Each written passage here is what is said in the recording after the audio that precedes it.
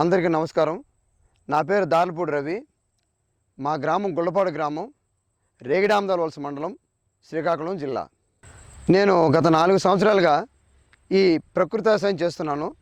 అందులో పెట్టుబడి లేని ప్రకృతి వ్యవసాయం చేయడం జరుగుతున్నది. ఇందులో ముఖ్యంగా ఈ విత్తనాలని నేను రకరకాలైనటువంటి ప్రదేశాలకు వెళ్ళి సంగ్రహించడం జరిగింది. అందులో మనకి కావాల్సినటువంటి దేశీ వరి విత్తనాలని నేను సంపాదించడం జరిగింది. నాకున్నటువంటి 3 ఎకరాల 80 సెంట్లలో నేను 10 రకాలైనటువంటి వరి విత్తనాలు వేయడం జరిగింది. అందులో మొదటిది ఈ రతన్ చోడి అనేటువంటి గిరిజన ప్రాంతాలకు సంబంధించినటువంటి పంట. ఇది 140 రోజులు పంట అని చెప్పడం జరిగింది. ఇది బాగా రుచిగా ఉంటుందని చెప్పేసి నాకు చెప్పారు. అందుకు ఈ వరి వంగడాన్ని మొదట నేను ఎంచుకున్నాను. ఇది సుమారుగా 5 నుంచి 6 అడుగుల ఎత్తు పెరుగుతుంది. మంచి రుచికరమైన బియ్యం వస్తాయని చెప్పడం జరిగింది. అందుకు నేను మొదటగా దీన్ని ఎన్నుకోవడం జరిగింది. తదుపరి నేను రెండో రకం కింద 1001 అన్నటువంటి వరి వంగడాన్ని ఎంచుకోవడం జరిగింది. ఎందుకంటే ఈ వరి వంగడం ఎక్కువగా చీడపీడలు తట్టుకుంటుందని చెప్పడం జరిగింది. అందువల్ల ఈ వరి వంగడాన్ని ఎంచుకున్నాము. ఇది ముఖ్యంగా 3 అడుగులు ఎత్తు పెరుగుతుంది. 25 బస్తాల దిగుబడి కూడా వస్తుంది. ఇది మన ప్రాంతంలో ఎక్కువగా ప్రాచుర్యం పొందిన రకం అని చెప్పేసి దీన్ని నేను ఎన్నుకోవడం జరిగింది. తదుపరి మూడో భాగం కింద నేను ఈ బాస్మతి అనే రకాన్ని ఎంచుకోవడం జరిగింది. ఈ ప్రాంతంలో ఇది పండదని చెప్పేసి మా వాళ్ళందరూ చెప్పడం జరిగింది. అయినా ప్రయోగాత్మకంగా మనం వేద్దామని చెప్పి ఈ విత్తనాన్ని నేను తీసుకొచ్చి ఇక్కడ వేయడం జరిగింది. ఇది సుమారు 25 నుంచి 30 బస్తాలు వస్తుందని అందరూ అన్నారు. మంచి రుచికరంగా ఉంటుంది, మంచి సువాసన కలిగి ఉంటుంది చెప్పారు. ఇది ప్రయోగాత్మకంగా ఈ సంవత్సరం మొదటిసారిగా వేయడం జరిగింది. ఇక 4వది అయినటువంటి ఈ వరి వంగడం NDLR 7 అంటే నంజాల సన్నాలు అని చెప్పి అంటారు. ఈ నంజాల సన్నాలు ఎక్కువగా ఇందులో 300 గింజలు వస్తాయని చెప్పేసి నాకు చెప్పడం జరిగింది. కృషి విజ్ఞాన కేంద్రం వారు ఈ విత్తనం నాకు ఇచ్చారు. ఇది కూడా నేను మొదటిసారిగా ఈ విత్తనాన్ని నేను వేయడం జరిగింది. ఇది కూడా దిగుబడి సుమారు 30 బస్తాలు వస్తుందని చెప్పారు. అందుకోసం ఇది కూడా రుచికరంగా బాస్మతికి, అలాగే మన సోనా మసూరి, స్వర్ణ మసూరి వాటికి సమానంగా వస్తుందని చెప్పారు. కాబట్టి ఈ రకాన్ని నేను ఎంచుకోవడం జరిగింది. ఇక 5వది అయినటువంటి ఈ గిరిజన ప్రాంతాలకు సంబంధించినటువంటి ఒక వరి వంగడాన్ని నేను ఎంచుకోవడం జరిగింది. ఇది చూడండి, చూస్తే మనకు తెలుస్తుంది. ఇది పొడవు కూడా సుమారు 5.5 అడుగుల నుంచి 6 అడుగులు ఎత్తు వస్తుంది. ఇది ఎక్కువగా గిరిజన ప్రాంతాల్లో పండిస్తారు. ఇది కూడా 25 నుంచి 30 బస్తాలు దిగుబడి రావడం జరుగుతుంది. దీని తాలూకా ప్రత్యేకత ఏంటంటే నీరు తక్కువ ఉన్నా కూడా ఈ పంట మనకి దిగుబడి చక్కగా వస్తుందని చెప్పేసి మనకి చెప్పడం జరిగింది. అందుకోసము ఈ సంవత్సరం ఇది ప్రయోగాత్మకంగా ఈ వరి వంగడాన్ని కూడా నేను ఎంచుకున్నాను. ఈ కొండెం అనే రకంలో మనకి అడుగు పొడవైనటువంటి వెన్ను రావడం జరుగుతుంది. ఈ అడుగు పొడవు వెన్నులో కూడా సుమారుగా ఒక్కొక్క వెన్నులో 300 గింజలు రావడం జరుగుతుంది. ఇది బరువు కూడా ఎక్కువ వస్తుందని చెప్పేసి మనకి రైతులు చెప్పడం జరిగింది. 6వ రకమైనటువంటి నవారా మేము వేయడం జరిగింది. ఈ నవారా మనకి 130 రోజుల పంట. మనకి నల్ల రకమైన ధాన్యం రావడం దీని తాలూకా ప్రత్యేకత. ఈ ప్రత్యేకత ఇదొకటే కాకుండా 4.5 అడుగులు పొడవైనటువంటి ఈ వరి వంగడం 30 బస్తాల నుంచి 40 బస్తాలు దిగుబడి రావడానికి అవకాశం ఉంటుంది. దీనికి మనము జీవామృతం ఎక్కువగా ఇవ్వడం వల్ల మంచి కంకులు, మంచి గింజలతో బలవర్ధమైన ఆహారంగా ఇది ఎక్కువగా ప్రాచుర్యం పొందింది. తదుపరి 7వ రకం కింద మనం ఈ పోంగార అనే వరి వంగడాన్ని వేయడం జరిగింది. ఈ పోంగార తాలూకా ప్రత్యేకత ఏమంటే ఇది 80 నుంచి 85 రోజుల్లో పంట పండుతుంది. ఇది 3.5 అడుగుల నుంచి 4 అడుగులు ఎత్తు రావడం జరుగుతుంది. అలాగే ఈ ధాన్యాన్ని కానీ మనము బియ్యం కింద మార్చుకొని ఆ బియ్యాన్ని చంటి పిల్లల తల్లులు కానీ ఈ బియ్యాన్ని తింటే వాళ్ళకి తల్లి పాలు వృద్ధి చెంది బలవర్ధకమైన ఆహారం కింద వస్తుందని చెప్పేసి మనకి చెప్పడం జరిగింది. అందువల్ల ఈ వరి వంగడాన్ని నేను ఎంచుకున్నాను. ఇది దిగుబడి కూడా 10 నుంచి 12 బస్తాలే ఎకరాకు రావడం వల్ల చాలామంది రైతులు దీన్ని పండించడానికి ఇష్టపడరు. కానీ ఆరోగ్యకరమైన పంట పండించాలి అనుకున్నప్పుడు మనము కొన్ని వ్యయ ప్రయాసాలు కోర్చైనా సరే ఇటువంటి వంగడాలని మనం కాపాడుకోవాల్సిన బాధ్యత మనకు ఉంది. అందుకు ఈ వరి వంగడాన్ని నేను ఎంచుకున్నాను. తదుపరి 8వ రకం కింద మనం ఈ జీరగ సాంబ అనే రకాన్ని ఎన్నుకోవడం జరిగింది. ఈ జీరగ సాంబ సుమారు 4 నుంచి 5 అడుగుల ఎత్తు రావడం జరుగుతుంది. ఇది సన్నపడి గింజ రావడము, మంచి సువాసన భరితంగా ఉంటుందని చెప్పేసి ఈ రకాన్ని ఎంచుకోవడం జరిగింది. ఈ రకంలో ఉన్నటువంటి గింజలు సుమారు 300 గింజల వరకు రావడం జరుగుతుంది. అలాగే ఈ పంట దిగుబడి కూడా 25 నుంచి 30 బస్తాలు ఆరోగ్యకరమైన పంట వస్తుంది. ఈ అన్నం వండేటప్పుడు మనకి చుట్టుపక్కల ప్రదేశాల్లో కూడా మంచి సువాసన రావడం వల్ల ఇది మంచి ప్రాచుర్యం పొందింది. అందుకు ఈ వరి వంగడాన్ని నేను ఎంచుకోవడం జరిగింది. తదుపరి 9వ రకం కింద ఈ డాన్ 45 అనే రకాన్ని నేను వేయడం జరిగింది. ఈ డాన్ 45 మనకి కృషి విజ్ఞాన కేంద్రం వాళ్ళు ఇవ్వడం జరిగింది. దీంట్లో ఉన్న ప్రత్యేకత ఏంటంటే జింకు అధికంగా ఉండే ఈ రకాన్ని మనం పండిస్తే బాగుంటుందని చెప్పేసి వాళ్ళు చెప్పడం జరిగింది. ఇది కూడా ప్రయోగాత్మకంగా ఎంత దిగుబడి వస్తుందో చూసుకుందామనే ఉద్దేశంతో ఈ వరి వంగడాన్ని నేను వేయడం జరిగింది. దీని పొడవు 3 అడుగులు వస్తుంది. అలాగే ఈ వెన్ను కూడా సుమారు 6 అడుగు పొడవు వస్తుంది. గింజల శాతం కూడా 250 గింజలు వస్తాయని చెప్పడం జరిగింది. అదేవిధంగా వచ్చాయి కూడాను చాలా బరువుగా కూడా ఉన్నాయి. ఈ పంట కూడా మంచి దిగుబడి వచ్చింది. ఇది కూడా 25 నుంచి 30 బస్తాలు దిగుబడి రావడానికి ఆస్కారం ఉందని చెప్పేసి మనకి చెప్పడం జరిగింది. అదేవిధంగా ఇక్కడ పంట చూస్తే మీకు ఇదంతా కూడా తెలుస్తుంది. ఇక ఆఖరిదైనటువంటి 10వ రకము మనము ఈ తరంగిణి అనే ఒక రకాన్ని మనం ఎంచుకోవడం జరిగింది. ఈ తరంగిణి రకం ఏంటంటే 1156 అంటారు దీన్ని. ఇది చాలా తొందరగా వచ్చే పంట, 120 రోజుల పంట ఇది. ఇది కూడా తొందరగా పంట వస్తుంది కాబట్టి మనం ముందుగా వేయడం జరిగింది. 120 రోజుల పంట 25 నుంచి 30 బస్తాల దాకా దిగుబడి వస్తుందని చెప్పారు. అలాగే మంచి బలవర్ధకమైన ఆహారము, ఇది బరువు కూడా ఎక్కువ ఉంటుంది. ఇది ఎక్కువగా చిరు తిళ్ళకి ఎక్కువగా వాడతారని చెప్పేసి మనకి చెప్పడం జరిగింది. అందుకు ఈ ధాన్యాన్ని ఎంచుకోవడం జరిగింది. ఇది మన చివరి రకము 10వ రకమైనటువంటి ధాన్యం వరి వంగడం. అయితే ఎంతవరకు మనం ఈ 10 రకాలైన వరి వంగడాల గురించి తెలుసుకున్నాము. అలాగే రకరకాలైనటువంటి విత్తనాల గురించి వివరంగా తెలుసుకున్నాం. అయితే ఈ వరి విత్తనాలన్నింటినీ కూడా నేను ఒక 4 రకాలని నేను ఇక్కడ ఉన్నటువంటి పరిధిలోనే నేను సంపాదించడం జరిగింది. అలాగే కొండేం అనే ఈ రకాన్ని నేను పాడేరు, సీతంపేట ఆ ఏరియా నుంచి నేను తేవడం జరిగింది. అలాగే రతన్చోడి అనే ఒక గిరిజన ప్రాంతానికి సంబంధించినటువంటి ఆ వరి వంగడాన్ని నేను ఒరిస్సాలో ఉన్నటువంటి ఒక గ్రామం నుంచి నేను సేకరించడం జరిగింది. అలాగే మిగతా జీరగ సాంబ అనే రకం తమిళనాడు నుంచి తేవడం జరిగింది. నాకున్నటువంటి 4 రకాలు, బయట నుంచి తెచ్చిన 6 రకాలు, మొత్తం కలిపి 10 రకాలు కూడా నేను అతి జాగ్రత్తగా ప్రకృతి వ్యవసాయంలోనే పండించడం జరిగింది. వాటిని ఎలా భద్రపరచుకోవాలో ఈ రైతు సోదరులకి నేను చెప్పాలనుకుంటున్నాను. మనం పూర్వకాలంలో చూసినట్టయితే ఈ తాటి ఆకుతోటి, తాటి రేకులతోటి, అలాగే వెదురు బొంగులో ఉన్నటువంటి ఆ సన్నటి రేకు ద్వారా వాళ్ళు గాదిలు, పొడకలు అనేటువంటి వాటిని తయారు చేసి వాటికి పేడని పూర్తిగా అద్దడం వల్ల వాటికి ఎన్నో సూక్ష్మజీవులు గట్ట వాటికి వెళ్లకుండా ఉండి ఈ ఏదైతే మనం ధాన్యాన్ని అందులో భద్రపరుచుకున్నామో అవి జాగ్రత్తగా 3-4 సంవత్సరాలు కూడా ఉండడం జరిగేది. కానీ ఇప్పుడు ఉన్నటువంటి ప్రపంచంలో ఎవరు కూడా ఆ సూచనలు పాటించకుండా మనం చేస్తున్నటువంటి నిల్వ సామర్థ్యాన్ని తగ్గిపోతూ వస్తున్నది. ఆ నిల్వ సామర్థ్యమే కాకుండా మొలక శాతం కూడా సరిగ్గా ఉండడం లేదు. అందువల్ల నేను రైతు సోదరులకి చెప్పే ముఖ్య విన్నపం ఏంటంటే మనం ధాన్యాన్ని కానీ ఏ విత్తనాన్ని కానీ భద్రపరచాలంటే ముఖ్యంగా వాటికి వేపాకులు కలుపుకొని ఆ కుండల్లో కానీ లేకపోతే గాదిలో కానీ పొడకలో కానీ అటువంటి వస్తువుల్లో మనం ఎప్పుడైతే మనం భద్రపరచుకుంటాం వాటి మొలక శాతాన్ని మనం 4-5 సంవత్సరాల వరకు కూడా ఉంచుకోవడం జరుగుతుంది.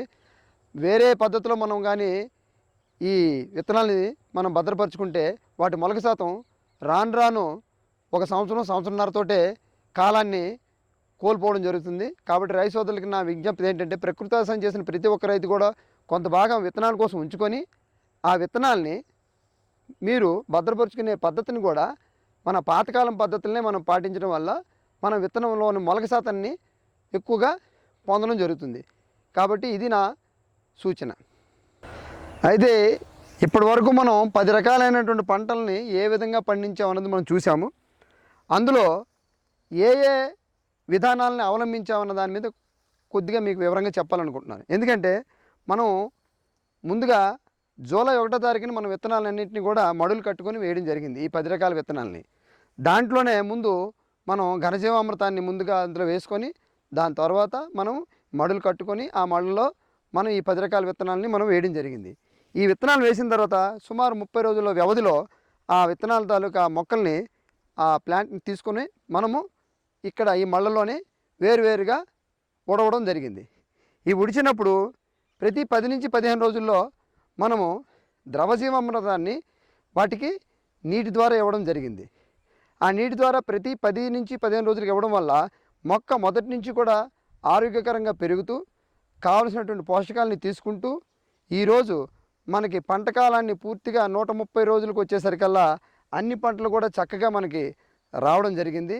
దీనికి ఏ విధమైనటువంటి పురుగుల మందులు కానీ ఏవి మనము స్ప్రే చేయవలసిన అవసరం లేకుండానే మనం ఈ పంటలు ఈ స్థాయికి రావడం జరిగింది. నేను చెప్పేది ఏంటంటే ప్రకృతి వ్యవసాయం చేస్తే మనము దేనికోసం కూడా వెతుక్కోవాల్సిన అవసరం లేదు. అందువల్ల ఈ పంటలను పండించి మన దేశీ వరి విత్తనాలని కాపాడుకోవాల్సిన బాధ్యత, మన భావితరాలకు అందించవలసిన బాధ్యత ఎంతైనా మనకుందని చెప్పేసి విశ్వసిస్తున్నాను. ఇప్పటి వరకు మనం ఈ వరి వంగడాల గురించి మనం తెలుసుకున్నాం. అదేవిధంగా దీని ఆనుకొని ఉన్నటువంటి ఈ మెట్టు భూమిలో మనము చిరుధాన్యాలని పండించడం జరిగింది. ఆ చిరుధాన్యాలతో పాటుగానే కొన్ని కూరగాయ విత్తనాలను, అలాగే పాదులు, అలాగే ఎర్ర పంటలను కూడా పండించడం జరిగింది. ఆ పండించడంతో పాటు వాటి విత్తనాలను మనం ఇక్కడ జాగ్రత్తపరిచి భద్రపరిచి ఇక్కడ మనం చూసినట్టయితే ఇలాంటి మట్టి కుండల్లో మనం వాటిని జాగ్రత్తగా పొందుపరచడం వల్ల, జాగ్రత్త చేయడం వల్ల వీటి తాలూకా మొలక శాతాన్ని మనం ఎక్కువ చేసుకోవచ్చు. అలాగే వేరుశనగ, ఈ వేరుశనగ కూడా మనకి ఇసుక నేల అవడం వల్ల మనకి చక్కగా ఈ పంట దిగుబడి వచ్చింది. అందుకు మనకు అవకాశం ఉన్నంత మనం ఉంచుకొని మిగతాది రైతులకు ఇవ్వాలనే సదుద్దేశంతో ఈ విత్తనాలన్నింటినీ మనం జాగ్రత్తగా ఇక్కడ ఉంచడం జరిగింది. అలాగే పాదుల విషయానికి వస్తే ఇక్కడ మనం ఎక్కువగా ఆగాకర తీగజాతికి సంబంధించి గుత్తిబీర కూడా మనం పండించడం జరిగింది. ఈ గుత్తిబీర కూడా నేతిబీర అని ఎక్కువగా ప్రాచుర్యంలో ఉంది. వీటిని మనం ఇక్కడ జాగ్రత్తగా ఈ విత్తనాలను ఉంచి కావలసినటువంటి ప్రకృతి వ్యవసాయం చేస్తున్న రైతులకి ఇవ్వాలనే సదుద్దేశంతో మనం ఇక్కడ విత్తనాన్ని ఒక భాండాగారం లాగా, ఒక మన విత్తనం, మన ఊరు, మన తన సాంప్రదాయాన్ని మనం మర్చిపోకుండా రాబో తరాలకు మనం అందించాలనే సదుద్దేశంతో ఇక్కడ మనం విత్తనాలని జాగ్రత్త చేయడం జరుగుతున్నది. ఈ అవకాశాన్ని మన ప్రకృతి వ్యవసాయం చేస్తున్న రైతులే కాదు, ఏ రైతైనా వస్తే నేను వాళ్ళకి ఇవ్వాలనే సదుద్దేశంతో ఇక్కడ మన విత్తన భాండాగారాన్ని జాగ్రత్త చేయడం జరిగింది. సో ఇంతవరకు మనము ఎన్నో రకాలైన పంటల వివరాలు కానీ తెలుసుకున్నాము. అలాగే వరి విత్తనాలని, చిరుధాన్యాలని, కూరగాయ విత్తనాలని అన్నింటినీ కూడా పండించడం వరకు నేర్చుకున్నాం, అలాగే తెలుసుకున్నాం. అయితే నా విన్నపం ఏంటంటే మా రైతు సోదరులందరూ కూడా, ముఖ్యంగా ఈ ప్రకృతి వ్యవసాయం చేస్తున్నటువంటి రైతులందరూ కూడా ఈ వరి విత్తనాలను కానీ, కూరగాయ విత్తనాలను కానీ, చిరుధాన్యాలను కానీ పండించిన తర్వాత కొంత భాగాన్ని విత్తనాల కోసం ఉంచుకోవాలి. ఆ ఉంచుకునే పద్ధతిని మనం పాతకాలం ఎలాగైతే ఈ విత్తనాలను భద్రపరుచుకునే వాళ్ళమో ఆ విధంగా భద్రపరుచుకుంటేనే వాటి మొలక శాతాన్ని మళ్ళీ మనం పొందగలుగుతాం. పూర్వం ఈ విత్తనాల్ని తాటిరేకుతో కానీ, లేకపోతే వెదురు బొంగులో ఉన్నటువంటి నారతో కానీ వాళ్ళు ఒక పొడక గాదిలుగా తయారు చేసుకునేవారు. అందులో ఈ విత్తనాలు వేసిన తర్వాత చుట్టూ కూడా ఆవు పేడని అలకడం వల్ల ఆ మొలక శాతం కూడా కోల్పోకుండా, ఎటువంటి సూక్ష్మజీవులు దాంట్లో వెళ్లకుండా ఉండడం వల్ల మనకి ఆ ధాన్యం కూడా మంచి రుచిగా ఉంటాయి. అవి మనం ఆడించుకున్న తర్వాత మంచి రుచిగా ఉండడం కూడా జరుగుతున్నది. అదేవిధంగా అదే విత్తనాలని మనం పొలంలో వేసేటప్పుడు మొలక శాతం కూడా చక్కగా 100కి 100 పాళ్ళు కూడా మొలక శాతం కూడా వస్తుంది. ఇటువంటి చిన్న చిన్న జాగ్రత్తలు తీసుకుంటే రైతు సోదరులందరూ కూడా ఎంతో మేలు జరుగుతుంది. ముఖ్య ఉద్దేశం ఏంటంటే ప్రకృతి వ్యవసాయం చేస్తున్న ప్రతి ఒక్క రైతు కూడా విత్తనాలు జాగ్రత్త పరుచుకుంటూ రానున్న కాలంలోని ఈ రైతులందరికీ కూడా మనం మంచి విత్తనాలను అందిస్తే అదే మన దేశానికి ఎంతో ఉపయోగపడుతుందని చెప్పేసి ఈ సందర్భంగా మీ అందరికీ తెలియజేసుకుంటున్నాను. ధన్యవాదాలు. నా పేరు డాక్టర్ డి చిన్నంనాయుడు, సీనియర్ శాస్త్రవేత్త, కృషి విజ్ఞాన కేంద్రం ఆముదాల వలస, శ్రీకాకుళం జిల్లాలో పనిచేస్తున్నాను. ఈ దార్లపూడి రవి గారిని ఈ గుల్లపాడు గ్రామంలో వివిధ సాంప్రదాయ వరి రకాలు సాగు చేస్తున్నారనే విషయం తెలుసుకొని మన ఈ క్షేత్ర సందర్శనకి రావటం జరిగింది. వీరు నేసినటువంటి రకాలను కూడా మేము చూడటం జరిగింది. అందులో ఎక్కువగా ఈ కొండెం ఒకటి, రతన్ చోడి, అలాగే జీరగ సాంబా, ఇలాంటి నవార, ఇలాంటి సాంప్రదాయ రకాలతో పాటుగా ఇటీవలే ఆచార్య ఎన్జీ రంగ వ్యవసాయ విశ్వవిద్యాలయం నుంచి విడుదలైనటువంటి ఈ రకాలైనటువంటి MTU 1156, దీన్నే మనం తరంగిణి అంటాం, ఆ రకం. అలాగే MTU 1001, దీన్నే మనం విజేత అంటాం.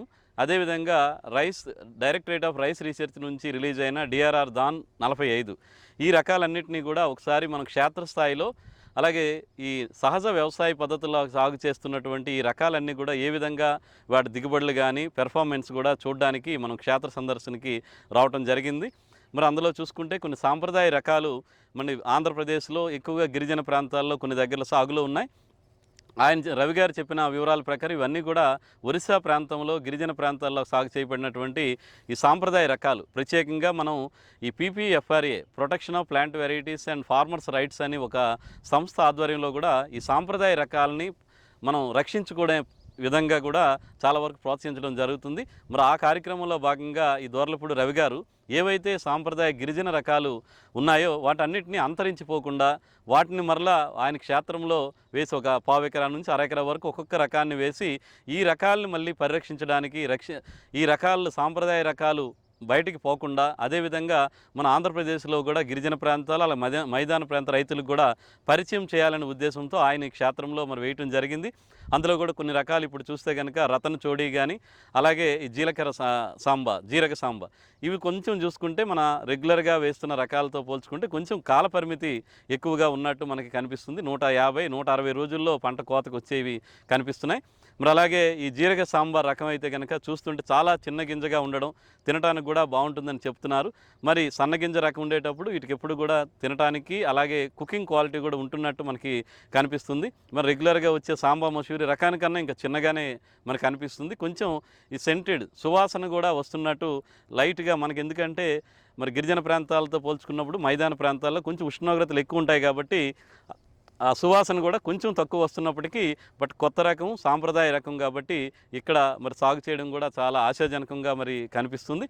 మరి మనం కూడా ఉద్దేశం ఏంటంటే సహజ వ్యవసాయ పద్ధతుల్లో వివిధ వరి రకాలు ఏ విధంగా పెర్ఫామ్ చేస్తున్నాయి అవి కూడా మేము పరిశీలించడానికి ఇక్కడికి రావడం జరిగింది. మరి దోర్లపూడి రవి గారు చేస్తున్నటువంటి ఈ ప్రయత్నం ఏదైతే సాంప్రదాయ రకాలని ఆయన క్షేత్రంలో వేసుకుంటూ వాటి విత్తనాలని పరిరక్షించుకొని మరలా ఇతర రైతులు ఎవరైతే రైతులు ఈ సహజ వ్యవసాయం కానీ ఇతర ఆసక్తి కలిగినటువంటి రైతులకు ఇవ్వడానికి ఈ విత్తనోత్పత్తి కార్యక్రమాన్ని కూడా ఈయన తీసుకోవడం చాలా ఆనందదాయకం. మరి శ్రీకాకుళం జిల్లాలో కూడా మరి సాంప్రదాయ రకాలని పరిరక్షించే విధంగా ఆయన చేస్తున్న తోడ్పాటుకు మరి కృషి విజ్ఞాన కేంద్రం నుంచి కూడా మా వైపు నుంచి ఏవైనా ఈ పాత రకాలు సాంప్రదాయ రకాలను ఆయన కనుక ఈ PPFRA protection of plant varieties and farmers right సంస్థతో కనుక రిజిస్టర్ చేయడానికి కనుక ఆయన ప్రయత్నం చేస్తే మన కృషి విజ్ఞాన కేంద్రం నుంచి కూడా ఆయనకు సహకారం అప్లికేషన్ ఇవ్వడం కానీ ఎలా రిజిస్టర్ చేయాలి ఆ పద్ధతి అంతటినీ కూడా మనం ఆయనకి సహాయం అందించడానికి కూడా మన కృషి విజ్ఞాన కేంద్రం నుంచి మేము కూడా ప్రయత్నం చేస్తామని ఆశిస్తూ మరి సాంప్రదాయ రకాలని ప్రోత్సహించడానికి ఇక్కడ పరిరక్షించడానికి ఈయన చేస్తున్న కృషికి